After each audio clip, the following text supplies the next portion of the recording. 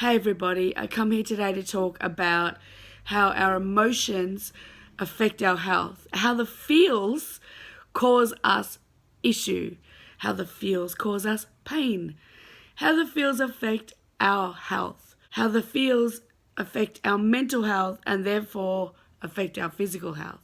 Clearly, by the sound of my voice, you know that I'm not very well. And this is sounding quite good at the moment. So I will keep this video brief. Because the thing is that I have realised that over the last couple of years, there have been times when I have worried myself sick.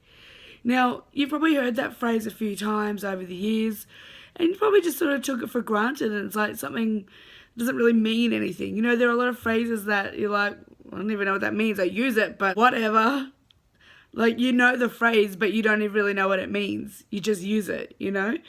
But I've realised recently that I have been doing that for several years. This can happen to anybody, really.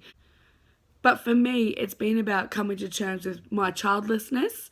So I am actually infertile, and in the last year, I've decided that it's really important for me to give up hope about having a baby. I'm making it my mission to become more fertile, which means to have a lot more fun, go out and live life, and not be having that hope always dragging me down, because it will not happen for me. So I don't want to have to worry about that anymore. I don't want to be living my life on hope of something that will not happen. So I'm changing my life, changing my thinking. But one of the things I've realised is that over the last few years, I've had many occasions where there's been an event on and I've had mixed feelings about going, and I've actually worried myself into getting sick. Some of the time that's meant that I didn't end up going to the event, but other times I've gone still and been quite stressed, been worried, been upset, and afterwards I've kicked myself because I had a shitful time and I forced myself to go. So we do these things. We have family events, work things. There are all sorts of events that we feel like we have to go to. And, you know, the word obligation comes out quite a lot, especially in family situations. So I know for a fact that I've had many times where I've been told, you have to go. It's family. You have to go. And yeah, there are plenty of events that are really important that you really need to be at. But sometimes you're not even noticed if you're there. Let's be honest. Because I know this for an absolute fact, because I've lived it.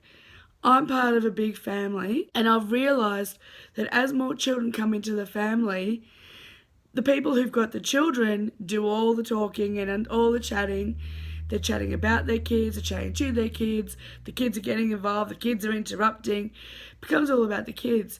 When you don't have a child, you become secondary. So a lot of the time, I would go to events for birthdays, parties, you know, kids, communions, all sorts of things like that, you know, all the stuff you go to with your family. And I've realised that I didn't even need to be there. But I went because of family obligation, and also because it's a respectful thing. You go to spend time with your family, it's their big day, you know, the birthday or whatever the occasion is. You go to support, you go to congratulate them, you go. But over the years, I've worked myself into a tiz so often. And I remember thinking a couple of times over the last few years, do you know, I think I was sick for this kid's birthday last year. I don't think I went last year for this kid's birthday. So I started taking note of these things, and I've realised that I'm just causing myself more harm by going than I maybe would by not. Last year I had a pre-Christmas event, which is an annual event in my family, and I really didn't have a lot of money. It's on the other side of town.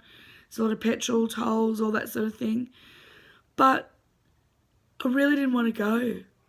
I really, really didn't want to go, because I go there and I'm the only one without kids, and I don't actually have a lot to say to anybody. they're all married and or divorced. I'm divorced as well, but everybody there has had kids, and the kids are all there. You know, they're fun kids, but I'm not going to an event to hang out with kids. I'm 45 years old. I've done it many times, and I don't want to do it. You know, you get to a point where you graduate from the kids' table, and I don't want to be at the kids' table anymore.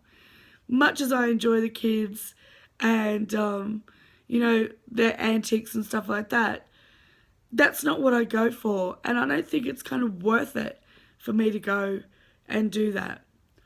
So the year before last, I actually went this year. So I decided not to go. And my sister is very big on tradition. You must go, you must go, you must go. And I waited until the morning of the picnic to tell her that I wasn't going, because I knew that I would cop so much shit for not going. It just wasn't worth it. But I still was sort of in a tears about it, and I was happy with my decision, but I knew that there'd be fallout. And there was. I copped a bit of attitude on Christmas Day about it, and I just took it on the chin because I didn't want to make a big drama of Christmas Day. But since then, we've had a few opportunities to talk about it. I've tried to convey how it feels to be the only one in the room not talked to. The only one who can't really contribute because all the topics are school related and sports related and like activity related. And there's also a thing that when you're not a parent, you're not really allowed to have an opinion on parenting, which is bullshit. And I shall talk about that in another video. I'm finding it's really important to recognize the emotions that you have and why you're feeling them. I hear that a lot. Feel the feels. Get to know it. Stop. Recognize. Listen to your body. Listen to why you're reacting that way. And I haven't always understood it. I really, really haven't. I'm not at all woo-woo. I'm a bit spiritual, but I don't get a lot of that stuff. But what I do get is working yourself into being sick like this. And that's what happened this week.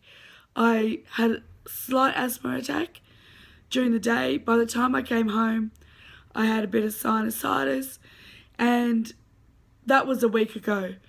And I've been sick like this ever since. And it was all about an event I had to go to on Saturday. Yesterday, I woke up realising, my God, I've done it again. It's been great not to have been sick for ages around a family event, but here I am again.